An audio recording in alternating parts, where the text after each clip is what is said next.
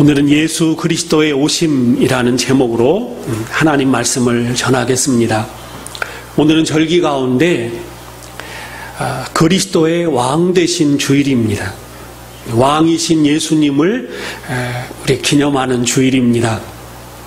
그리고 다음 주일부터 대림절, 우리 성탄절을 준비하는 이 절기가 시작됩니다. 오늘 우리는 말씀 속에서 예수님의 오심을 준비했던 이 세례 요한을 오늘 우리가 다루고자 합니다. 우린 성경을 통해서 예수님을 귀하게, 또 예수님을 보석처럼 유일하신 예수님을 발견하는 그런 성경이 되기를 원합니다.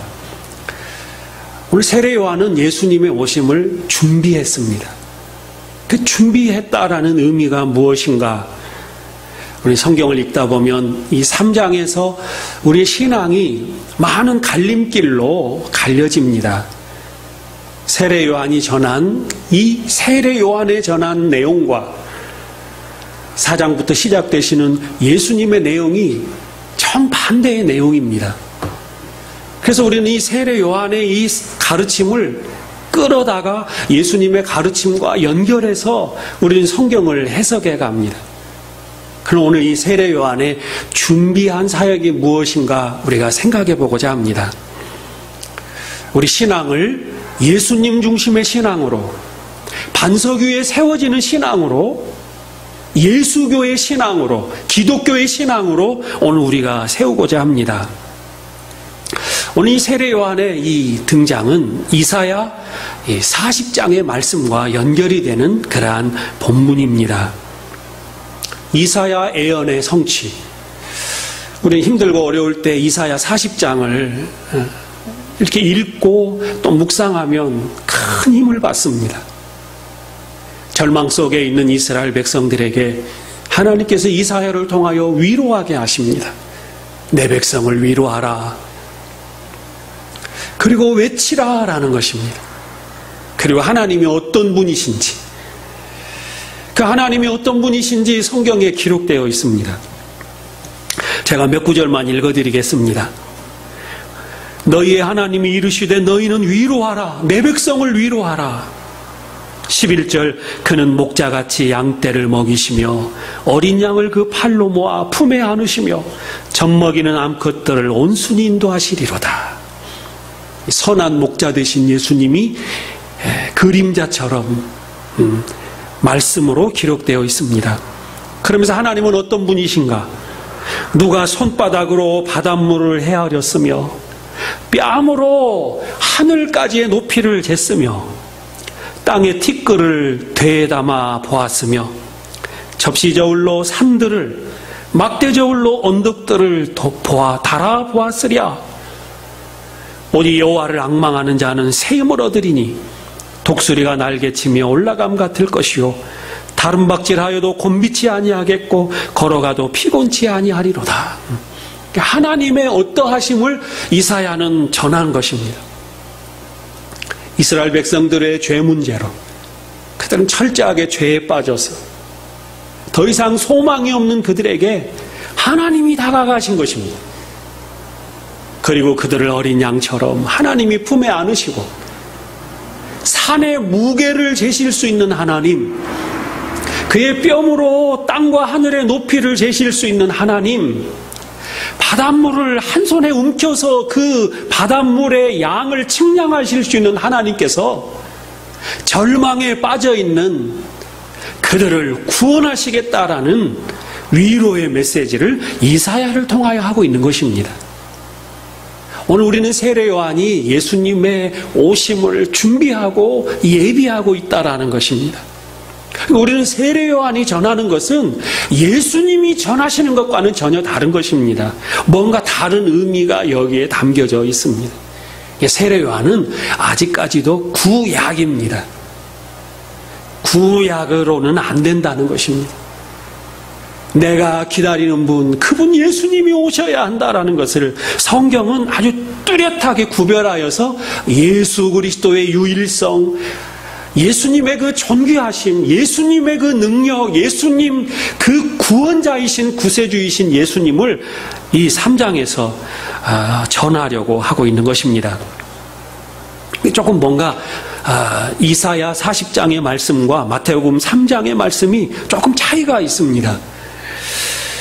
마태복음 오늘 3장 3절에 보면 그는 선지자 이사야를 통하여 말씀하신 자라 일렀으되 광야에 외치는 자의 소리가 있어 이르되 너희는 주의 길을 예비하라 그가 오실 길을 곧게 하라 하였느니라. 근데 여기 이사야 선지서 이사야 40장 3절 말씀에 보면 뭔가 조금 다른 부분이 있습니다. 이사야 40장 3절 외치는 자의 소리요, 이건 같은 말입니다. 이르되 너희는 광야에서 여호와의 길을 예비하라 사막에서 우리 하나님의 대로를 평탄하게 하라. 어떤 비슷한 말씀 같지만 이사야 선지자에게 40장 3절을 통하여 두드러진 말씀은 광야에서 외치라라는 것인데 뭘 외치는가? 이사야 40장이 아주 두드러진 것은 하나님의 능력으로 하나님의 힘으로 이스라엘 백성들을 소망을 주고 구원하시겠다라는 구원의 하나님에 대한 내용이 담겨져 있습니다. 마태복음 3장 3절에는 세례 요한을 통하여 광야에서 외치는데 주의 길을 준비하고 그가 오실 길을 곧게 하라 하였느니라. 광야에서 외치는 세례 요한의 모습이 등장합니다. 서두부터 지금 뭔가를 제가 전하려고 하는데 마음속으로 좀 답답할 겁니다. 뭘 저렇게 전하려고 하는가? 세례 요한의 사역과 예수님의 사역은 비교도 되지 않습니다. 세례 요한은 광야에서 외친 것입니다. 세례 요한의 외침은 구약적인 외침인데 안 된다는 것입니다. 예수님의 오심으로만이 우리를 구원하신다는 것입니다. 세례 요한은 회개하라 천국이 가까웠다 경고하고 물세례를 베풀었지만 우리가 저녁에 물로 씻고 아침이 되면 또 꼬질꼬질해지는 것처럼 세례 요한의 물세례는 인간의 죄를 해결할 수가 없는 세례, 금방 또 더러워져 버리는 세례인 것입니다. 물로 씻는 정도, 예수님의 세례는 성령 세례요 불세례입니다. 불로 태워지면 우리 옛사람이 죽는 것입니다. 예수님의 세례는, 예수님의 오신 것은 우리의 옛삶이 죽고 새로운 구원받은 존재로 우리를 태어나게 하시는 것입니다. 하나님 우리를 새롭게 낳아주신 것입니다. 어떻게 세례 요한과 예수님의 사역을 비교할 수 있겠습니까? 성경은 그걸 강조하고 있는 것입니다. 회개하라 천국이 가까웠느니라. 너희들이 정신을 차리고 회개에 합당한 열매를 맺어라. 열매를 맺지 못하면 도끼가 그 나무를 찍어서 불에 태워버린다. 이런 경고, 이러한 메시지, 이러한 동기부여, 이 모든 것들을 통하여서도 사람들의 죄를 해결할 수가 없었다. 그래서 예수님이 오셨다라는 것을 오늘 마태복음은 우리에게 강조해서 증거하고 있는 것입니다. 세례 요한은 예수님보다 먼저 와서 예수님이 하실 일에 보탬이 되도록 잘 준비해 놓고, 수술실에 메스, 칼 같은 말이네요. 꺼지, 소독약 다 이렇게 준비해 놓고, 그래서 예수님의 사역의 일환으로서 막 도움이 되고, 예수님 딱 등장해서 뭔가를 이루는데 그런 도움을 주는 그런 예수님 사역에 뭘 보탤 수 있는 사역이 아니라는 것입니다. 세례 요한으로는 안 된다. 인간의 힘으로는 안 된다. 예수님이 반드시 오셔야 한다라는 것을 대조적으로 오늘 성경은 가르쳐주고 있습니다. 그러니까 정작 예수님이 하시려고 하시는 일과는 전혀 반대적인 그러한 일을 세례 요한이 하고 있는 것입니다. 오늘 이 주일을 통하여 우리의 구세주는 오직 예수님밖에 없음을 우리 신앙으로 다시 고백하기를 원합니다. 나의 옛사람이 죽고 예수님으로 새롭게 태어나는 우리의 신앙이 되기를 원합니다. 세례 요한의 그 구약적인 방식이 무엇인가? 유대교에 근거한 그러한 인간의 수단과 방법론, 그런 것들을 세례요한은 너무너무 자세하게 그의 삶을 통하여 보여주고 있습니다. 첫째는 동기부여입니다. 너희들이 그렇게 살아야 되겠느냐? 여러분, 우리에게는 이러한 동기부여가 있습니다. 그래, 나는 잘못 살았어. 내가 이런 식으로 살아서야 되겠어? 사람은 동기부여를 합니다. 너 그렇게 공부 안 하고 너 좋은 대학 갈 수 있겠어? 사람이 이렇게 동기부여를 하면 그의 삶이 변화될 것으로 생각합니다. 너 내 딸이잖아. 너 사랑하는 내 자녀잖아. 너 교회 다니잖아. 너 그렇게 살면 되겠어? 그러니까 우리는 끊임없는 동기부여를 받습니다. 그게 나쁘다는 건 아닙니다. 그러나 그것으로 인간의 마음이 움직여지고 그 동기부여로 말미암아 인간이 변화되는 건 아니라는 것입니다. 우리는 끊임없이 변화를 기대하면서 사람에 대한 소망을 갖고 동기부여를 합니다. 천국이 가까이 왔어. 회개해야 돼. 변화돼야 돼. 하나님 앞에 돌아와야 돼. 광야에서 외치는 세례 요한의 그 외침을 한번 생각해 보십시오. 너희들 거기 있지 말고 빨리 나와라. 나와라. 그런데도 그들은 구원받을 자리에 오지 못했습니다. 세례 요한은 격려를 합니다. 우리 조금만 힘을 내자. 고군분투하자. 넌 얼마든지 할 수 있어. 나쁜 짓, 죄 저지르지 않고 착하게 살 수 있어. 조금만 힘을 내자. 격려. 격려가 인간을 구원의 자리로 인도할 수 없습니다. 세례 요한은 말로만 하지 않고 실물 교육을 했습니다.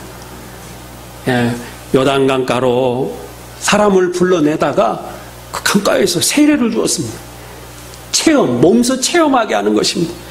너 더럽지? 물로 한번 씻어보자. 물로 씻을 때 너 개운하지? 이렇게 좀 깨끗하게 살자. 실물 교육, 체험 교육, 이게 세례 요한의 방식이었습니다. 말보다 아주 실감이 났습니다. 아주 피부에 느껴지는 그 시원함을 경험했습니다. 사람들에게 그러한 교육을 했던 것입니다. 6절에 보면 자기들의 죄를 자복하고 요단강에서 그에게 세례를 받더니 요한이 많은 바리새인들과 사두개인들이 세례 베푸는 대로 오는 것을 보고 이르되 독사의 자식들아 누가 너희를 가르쳐 임박한 진노를 피하라 하더냐. 그러므로 회개한 합당한 열매를 맺어라. 세례 받으러 왔습니다. 세례를 주면서 왜 왔느냐. 협박. 협박은 인간의 삶을 변화시킵니다. 그렇게 살다가 큰일 난다. 막 병 걸린다. 막 저주받는다. 사람이 두렵습니다. 그게 조금 변화가 됩니다. 그러나 또 마찬가지입니다. 독사의 자식들아 막 욕을 하고 네가 그러고도 학생이냐? 네가 그러고도 교회 다니는 사람이냐? 막 협박을 하면 정신이 좀 번쩍 듭니다. 그렇다고 해서 우리의 삶이 하나님 기뻐하시는 모습으로 변화될 수가 없습니다. 철저한 금욕주의, 광야에서 혼자 수도하면서 낙타 털옷을 입고 그리고 먹을 것도 메뚜기 석청 같은 거 먹고 막 금식하고 철저하게 막 고행을 행하면서 인도의 많은 사람들은 막 자기 몸을 막 때리더라고요. 라마단 기간에 막 내 몸의 고통을 이 더러운 놈 깨끗하게 살아야지 하면서 막 자기 뺨을 때리고 고행, 협박 이런 것들이 인간을 변화시킬 수 있느냐? 지나면 똑같아진다는 것입니다. 우리 세례 요한이 전한 이것은 예수님 오실 길을 철저하게 준비한 것인데 예수님 사역에 도움을 주는 사역이 아니라 인간이 이렇다는 것입니다. 이렇게 해도 안 된다는 것을 가르쳐주고 있는 것입니다. 사람들아 협박해도 안 되고 잘 달래도 안 되고 격려해도 안 되고 동기부여해도 안 되고 뭘 체험할 수 있도록 체험을 해도 안 되고 인간은 어떤 것으로도 변화되지 않는 존재라는 것입니다. 여전히 죄 가운데 또 빠져서 허덕이는 인간의 모습. 그 종교의 상식의 범주입니다. 모든 종교에 이 부분이 들어가 있거든요. 동기부여, 권면, 체험, 협박. 무당집 가면 뭐 하겠어요? 이거 4개 가르쳐 주는 거예요. 절에 가면 어떤 가르침이요? 이 4개 가르쳐 주는 거예요. 그런데 안 된다는 것입니다. 예수님이 내 안에 오셔야지. 그리스도이신 예수님, 바닷물을 한 움큼에 제실 수 있는 하나님께서 나를 살려주셔야만이 살 수 있다는 것입니다. 예수님 방법밖에는 없어요. 예수님을 영접하고 예수님을 의지하고 예수님 앞에 맡기는 방법밖에는 없어요. 세례 요한이 이러한 일을 행하자 사람들이 환호했습니다. 사람들이 찾아왔습니다. 사람들이 그대로 행했습니다. 예수님이 하나님의 말씀을 전합니다. 사람들은 예수님을 싫어합니다. 사람들은 예수님을 의지하지 않습니다. 심지어 사람들은 예수님을 십자가에 못 박아버렸습니다. 세례 요한은 동기부여, 권면, 체험, 협박으로 사람들이 다 그렇게 행했습니다. 할 수 있었습니다. 예수님이 전하실 때 사람들은 다 예수님을 배척하고 예수님은 할 수 없는 것을 우리에게 말씀해 주신 것입니다. 다 죽고 새로 태어나야 한다는 것입니다. 거듭나야 한다는 것입니다. 나 옛사람이 죽고 새로 태어나야 한다는 것입니다. 예수님의 가르침은 아무도 받아들이지 않았습니다. 세례 요한의 가르침은 사람들이 아무도 안 놀랐습니다. 아, 그거 당연해. 그렇게 해야 돼. 종교의 가르침은 감동이 있습니다. 아, 그거 맞다. 무릎 탁 칩니다. 예수님의 가르침은 안 받습니다. 뭐 그런 게 있어. 거부해버립니다. 근데 우리가 그 예수님을 영접하고 그 예수님을 우리가 따른다는 것은 하나님의 놀라운 은혜가 우리에게 임한 것입니다. 믿게 해주신 것입니다. 새 생명을 나에게 주신 것입니다. 예수 생명을 나에게 전가시켜 주신 것입니다. 사람의 방식, 상식적인 방식, 종교적인 방식, 사람들은 그럴듯해야 합니다. 그러나 그곳에는 길이 없습니다. 사람들은 생각합니다. 뭐로 가도 꼭대기까지만 가면 되지 않는가. 기독교의 길, 불교의 길, 무당의 길, 유교의 길, 모든 길, 그 길은 좀 다르지만 결국은 다 꼭대기로 향한다라고 합니다. 그러나 이 산이 불타고 있다는 것을 그들은 모르고 있습니다. 불이 타면 길이 무슨 소용이 있습니까?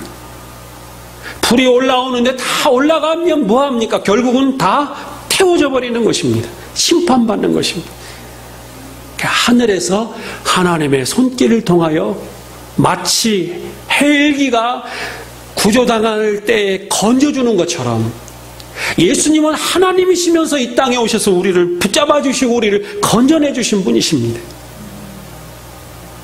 동기부여, 권면, 체험, 협박 그런 것으로 안 하십니다. 예수님은 어린 양인 우리를 그냥 감싸 안으시고 우리를 구원해 주신 것입니다. 예수님의 사역은 다릅니다. 세례 요한의 상식과는 다릅니다. 세례 요한이 할 수 있는 것은 또 모든 종교가 할 수 있는 것은 가르침을 받는 그 사람이 해야 하는 것입니다. 세미나에 가면 목사님들 내가 이렇게 해서 교회가 크게 부흥했는데 문제는 하나 있는데요. 내가 이렇게 잘 가르쳐줬는데 목사님들이 돌아가서 그렇게 하느냐의 관건이 달려있어요. 내가 해야 됩니다. 종교의 가르침이 그런 것입니다. 다 내가 해야 돼요. 예수님은 예수님 자신이 하세요. 내 죄를 짊어지시고 예수님이 십자가에서 죽으시고 예수님이 내 대신 모든 형벌을 다 받으시고 예수님은 그의 의를 우리에게 그냥 거저 전가해 주시는 거예요. 진정한 세미나는 목사님 가만 계세요. 내가 가서 교회 팍 부흥시켜 드리고 그리고 내가 갈게요. 그게 예수님의 방식이고요. 내가 이렇게 탁 성공했는데 당신들 가서 한번 해보세요. 관건은 당신에게 달렸습니다. 우리의 구원은 우리에게 달려있는 것이 아니라 하나님의 은혜로, 하나님의 능력으로, 예수 그리스도의 십자가의 공로로 말미암아 우리를 구원하신다는 것입니다. 이 엄청난 차이가 있는 거예요. 이 사실을, 이 진리를 우리에게 이 성경은 전하고자 하는 거예요. 봐라, 세례요한으로는 안 된다. 예수님이 오셔야 한다. 위대하고 강하신 주님, 나를 사랑하신 주님, 세례요한 아무리 그렇게 우리에게 가르쳐줘도 나하고는 상관이 없는 사람이 되어버립니다. 신랑 되신 예수님, 내 생명을, 새로운 영원한 생명, 새 생명을 주신 예수님을 우리가 만나고 그분을 찬양하기를 원합니다. 요한복음 15장은 연결해서 이렇게 말합니다. 세례요한처럼 너희가 회개하라, 너희가 해라, 그게 아니라 예수님은 이렇게 말합니다. 내 안에 거하라. 뭐가 다르지 않습니까? 내 안에 거하라. 이거 예수님입니다. 나도 너희 안에 거하리라. 예수님은 아예 그냥 그분 품 안에 우리를 넣어버리십니다. 가지가 포도나무에 붙어있지 아니하면 스스로 열매를 맺을 수 없음같이 너희도 내 안에 있지 아니하면 그리하리라. 나는 포도나무요 너희는 가지라. 그가 내 안에 내가 그 안에 거하면 사람이 열매를 많이 맺나니 나를 떠나서는 너희가 아무것도 할 수 없음이라. 이것을 너희에게 이름은 내 기쁨이 너희 안에 있어. 예수님 만나면 예수님의 말씀은 우리에게 기쁨을 주는 것입니다. 기쁨이 너희 안에 있어 너희 기쁨을 충만하게 하려 함이라. 교회 다니면서 막 짓눌리고 억눌리고 아닙니다. 교회 다니면서 우리 예수님 영접하고 예수님과 함께 많은 열매를 맺고 예수님이 주시는 기쁨으로 우리가 충만하게 살기를 원합니다. 세례요한은 이렇게 외친 것입니다. 이 방법으로는 안 된다. 내 뒤에 오실 그분 예수님만을 믿어야 한다. 예수님 바라보게 하는 것이 세례요한의 사역인 것입니다. 내가 하는 것은 고작 물세례인데 그거 가지고는 안 된다. 예수님이 행하시는 성령의 불세례, 물과 불은 차이가 있습니다. 물은 그저 그대로 있습니다. 아이들을 씻으면 아이는 그대로 있고 더러운 것만 씻겨지는 것입니다. 불은 다릅니다. 화상을 입으면 무서운 게 뭡니까? 성질이 달라져 버립니다. 불이 임하면 달라져 버린 것입니다. 종이를 태우면 흰 종이가 검게 재로 타버리는 것입니다. 우리의 죄된 옛삶이 아주 타버리고 나의 옛삶이 죽어버리고 이제는 예수님이 나를 책임져 주시는 하나님의 자녀로 우리가 태어나고 이제 우리가 하나님의 자녀로서 그 은혜에 감사하여 자녀가 되려고 우리가 행하는 것이 아니라 자녀이기 때문에 내가 이 집안에 들어왔는데 내가 정조를 지켜야지. 이 집안 사람으로서 예수 가문에서 내가 이렇게 함부로 내가 살 수 없다라고 결단하고 내가 그리고 하나님의 말씀을 따라가는 것이지 이 말씀 따라야 구원을 받는다라는 것이 아닙니다. 성도는 태어나는 것입니다. 우리는 다 주님께서 사랑하셔서 우리를 자녀로 태어나게 해주셨습니다. 그리고 이제 자녀인 우리들은 자녀로서 이제 하나님 아버지 앞에서 우리가 살아가는 것입니다. 부끄러워도 자녀입니다. 그 자녀는 부모는 사랑하는 것입니다. 참된 신랑이 누구냐? 예수님이십니다. 우리가 교회에 와서 늘 바라봐야 될 분은 누군가? 예수님이라는 것입니다. 그러니까 예수님만이 사장부터 사단에게 시험을 받으시고 그 시험을 이기십니다. 세례요한도 그런 일을 못했습니다. 엘리야도 그런 일 못했습니다. 아브라함도 그런 일 못했습니다. 예수님만이 사단과 싸워서 사단을 말씀으로 사단을 멸하시고, 예수님만이 십자가에서 이 악한 사단의 권세를 진멸하시고, 예수님의 그 권세로 우리를 구원하신 것입니다. 우리 예수님 감사하면서 우리 신앙이 정말 예수님 없이는 살 수 없는 신앙, 예수님과 동행하는 신앙, 예수님을 사랑하는 신앙, 예수로 죽었다, 그리고 예수로 살았다. 그 중심이 예수님입니다. 예수님이 나를 살려주셨다. 예수님이 나를 구해주셨다. 예수님이 내 삶을 지켜주셨다. 예수가 거느리시니 내가 평안하구나. 우린 조금 내가 생각할 때 평안하고 기쁜 길, 거기에서 우리는 무슨 거기에 주가 있는 것이 아니라 예수와 함께 때문에, 함께하기 때문에, 예수님이 나와 동행하시기 때문에 환경이 어떻든 평안함을 유지하는 그런 우리 신앙이 되기를 원합니다. 왕이신 그리스도를 찬송하는 이 주일에 정말 예수님을 우리만큼으로 생각했다면 이거 다 버려버리고 정말 위대하시고 놀라우신 예수님, 왕이신 예수님, 그 예수님과 함께 동행하는 우리의 신앙이 되기를 간절히 바랍니다.